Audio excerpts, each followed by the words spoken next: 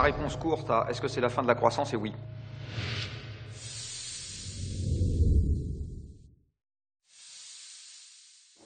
Si on regarde en Europe ce qui se passe depuis 2007, à peu près partout, la production industrielle est en train de baisser, à peu près partout, les constructions sont en train de baisser, à peu près partout, les transports en camion sont en train de baisser.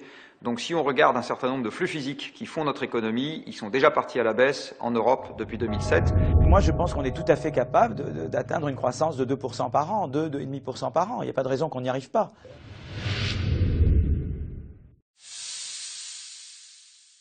Et sur une durée longue. Mais ça requiert de réformer nos institutions et nos politiques en profondeur. Dans un monde dans lequel c'est essentiellement les machines qui travaillent à notre place, et les machines mangent de l'énergie, c'est l'approvisionnement énergétique qui fait la croissance et absolument pas les gens au travail. Depuis les chocs pétroliers 74-79, on est en excès de travail, il y a du chômage partout, on est en excès de capital, il y a des bulles spéculatives partout. Par contre, on a commencé à être en ralentissement sur l'approvisionnement énergétique et c'est ça qui fait que l'économie n'est pas repartie après les chocs pétroliers. Et c'est du reste pour la même raison que malheureusement, je pense que la prochaine crise n'est espacée que de 2 à 3 ans à partir d'aujourd'hui.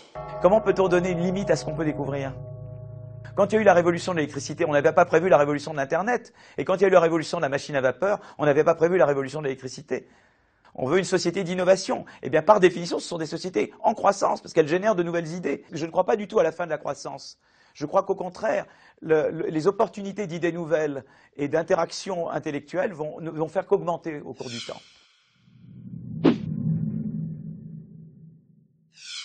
Tous les régimes de redistribution, les retraites, la sécurité sociale, etc., toutes les augmentations à l'ancienneté, tout ce système-là, lui, a besoin de la croissance pour rester stable. Et si nous n'avons plus de croissance, on déstabilise tous ces systèmes et donc il va y avoir un temps d'ajustement qui, lui, va être très compliqué pour un monde politique qui, pour le moment, n'y a pas réfléchi une demi-seconde.